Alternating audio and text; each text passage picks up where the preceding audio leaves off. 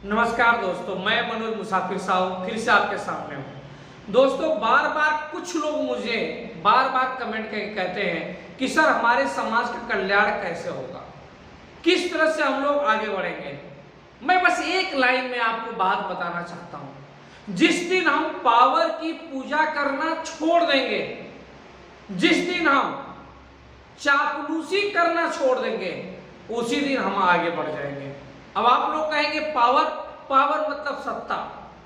मैं दो चार एग्जाम्पल आपको समझा रहा हूं दोस्तों, ध्यान से मेरी बात को सुनना। अगर मैं आपसे पूछूं कि आज दलित समाज उत्तर प्रदेश में किसके साथ है, तो आप तुरंत आंसर दे दोगे बहन मायावती जी के साथ है, बसपा के साथ है। मैं आपसे अगर पूछूंगा कि क्या दलित समाज के और विधायक मंत्री नहीं किसी और पार्टी में थे? क्या समाजवादी पार्टी में दलित विधायक नहीं है? क्या दलित मंत्री नहीं है? क्या सपा की सरकार थी तो दलित विधायक और दलित मंत्री नहीं थे? जब बसपा का निर्माण हुआ, जब बसपा बनी, उस समय कांग्रेस की सरकार थी, तो क्या कांग्रेस में दलित विधायक नहीं थे? क्या दलित सांसद नहीं थे? क्या दलित मंत्री नहीं थे? तो आखिर में दलित समाज के लोग उस समय जरा सोचो कितने आपसे ताकतवर और कितने आपसे दिमागदार और बुद्धिमान थे। आप नहीं बुद्धिमान हो, दलित आपसे ज्यादा बुद्धिमान था। दलित उस समय पावर के साथ नहीं सटा। दलित उस समय भाजपा में दलित है विधायक, फिर भी दलितों का वोट बैंक नहीं है। यादव समाज की अगर बात करो दोस्तों, तो आप मुझे बताओ, यादव समाज, क्या यादव भाजपा में इस समय विधायक नहीं है?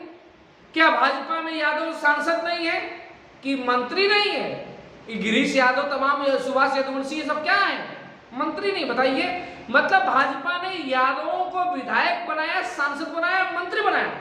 लेकिन मुझे एक यादव बता दो आप कि कोई यादव ये कह दे कि नहीं भाई मेरे समाज का विधायक, सांसद, मंत्री है, मैं यादव, मैं भाजपा को ही वोट दूंगा। नहीं देता ना। वो पावर के साथ नहीं जा रहा है, वो सत्ता के साथ नहीं जा रहा है, उसको अपनी दूरदर्शिता भविष्य दिखाई दे रही है। वो तत्कालिक लाभ नहीं चाहता। दलित हो चाहे यादव हो, ये तत्कालिक लाभ लेने वाले लोग नहीं हैं।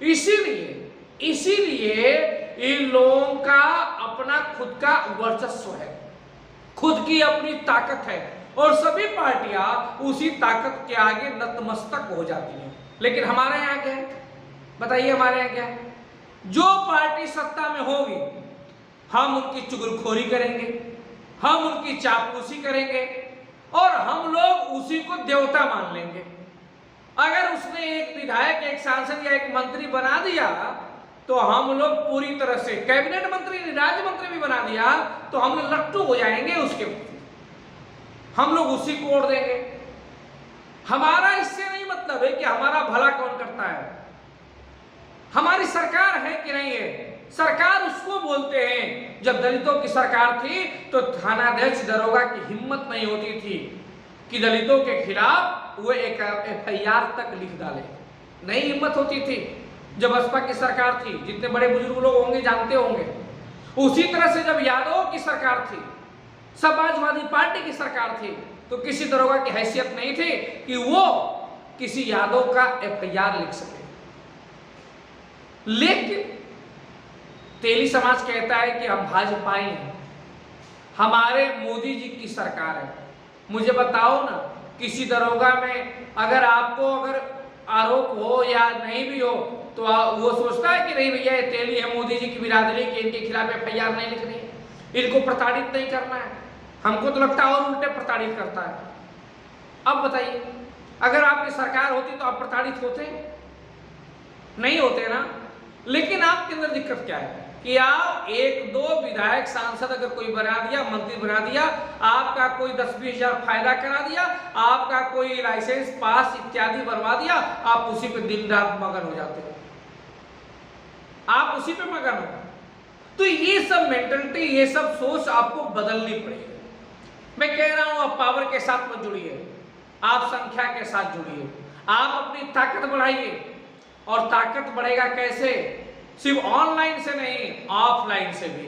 ऑफलाइन का मतलब घर घर जाकर।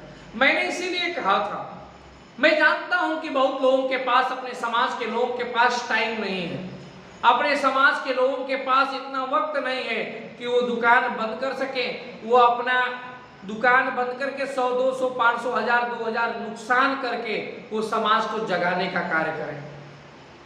वो समाज को नहीं जगा सकते क्योंकि उनके लिए पैसा इंपॉर्टेंट है, समर्थन इंपॉर्टेंट नहीं है।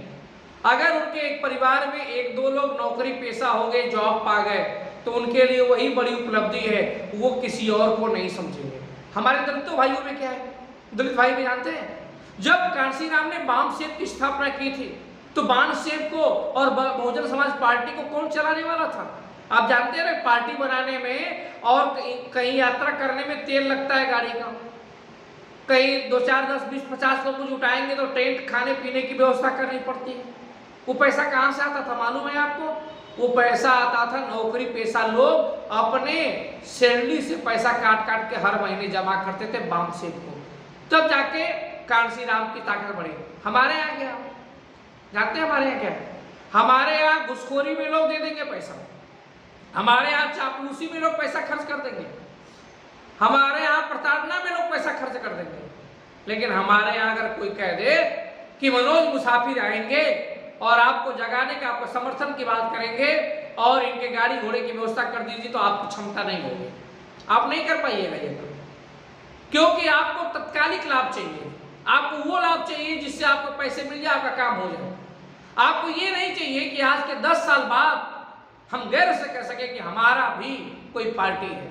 आपको ये नहीं चाहिए कि 10 साल बाद भी हमारे तरफ कोई आंख उठा के ना देखे, क्योंकि आपके पास राजनीतिक सत्ता हो जाएगी तो कोई नहीं देखेगा। लेकिन आपको ये नहीं चाहिए ना, आपको नहीं चाहिए ये सब। तो कहने का हमारा बस इतना ही मतलब है दोस्तों कि हमारे सामने 2 प्रश्न हैं और दोनों प्रश्न में एक जवाब आपको देना है। पहला ये है कि आप तत्कालिक लाभ चाहते हैं, आप बस इतना चाहते हैं कि नहीं हम दुकान देखें, 1 पैसे के नुकसान हमारा ना हो और हम लोग चापलूसी करके इधर उधर काम करके घूस घूस दे के काम निकाल लेंगे। एक तो ये है, और दूसरा ये है कि अगर आप चाहते हैं कि नहीं यार, हमें भी अपनी कमाई का कुछ हिस्सा मंदिरों से ज्यादा, दान से ज्यादा, सांस्कृतिक कार्यक्रम से ज्यादा समाज को जगाने वाले निस्वार्थ लोगों को देना है, उनके लिए व्यवस्था करना है, तभी जाकर ये समाज जगेगा। मैं बार बार कहता हूं, दान 3 प्रकार के, तन मन धन। अगर जो व्यक्ति तन और मन का दान करेगा, मतलब समय खर्च करेगा, उसके पास धन नहीं होगा। जैसे मैं कह दूं कि मैं तो एमएससी हूं, अपना आराम से परिवार का गुजर बसर करता हूं और कर सकता हूं, लेकिन मैं जिस समय जाऊंगा उस समय स्वाभाविक बात है मुझे इस प्रोफेशन को छोड़ना पड़ेगा। जब इस प्रोफेशन को छोड़ना पड़ेगा तो धन का तो अकाल हो जाएगा। तो उस जाने के लिए अब अपने पैसे से नहीं जा सकता, क्योंकि आप अपने पैसों से 1-2 साल जा पाएंगे। लेकिन अनवरत कार्यक्रम के लिए जो भी व्यक्ति समाज सेवा में है वो तन और मन खर्च कर सकता है, और धन की व्यवस्था उद्योगपतियों को और नौकरी पेशा लोगों को करना होता है। प्रत्येक समाज में ऐसा ही होता है, लेकिन हमारे यहाँ उल्टा है, हमारे यहाँ ये सब चीजें नहीं है। तो मैं बार बार निवेदन कह रहा हूं, आप सत्ता के साथ मत जुड़िए। सत्ता के साथ अगर जुड़ेंगे तो आपको तत्कालिक लाभ मिलेगा, पूर्णकालिक लाभ नहीं मिलेगा। अगर आप पूर्णकालिक लाभ चाहते हैं, पूर्णकालिक लाभ चाहते हैं तो निस्वार्थ लोगों के साथ जुड़िए, जिनका कोई स्वार्थ ना हो। और जब निस्वार्थ लोगों के साथ जुड़ेंगे तो निश्चित रूप से देखिएगा एक दिन आपकी तस्वीर बदलेगी।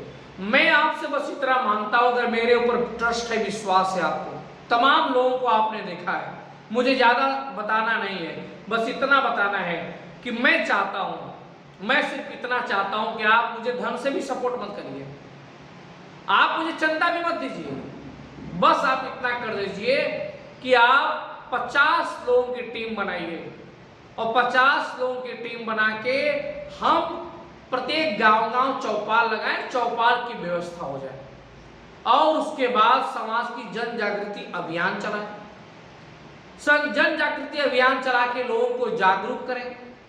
जो व्यक्ति आज तक कभी कोई मीटिंग में न गया हो, जो व्यक्ति कभी अपनी 1 वोट की कीमत ना समझता हो, जो व्यक्ति अभी संविधान की पावर को ना समझता हो, जो व्यक्ति अभी तक राजनीतिक सत्ता को ना समझता हो, जो व्यक्ति अभी संगठन के महत्व को ना समझता हो, हम उसको जगाने और बताने का प्रयास करेंगे।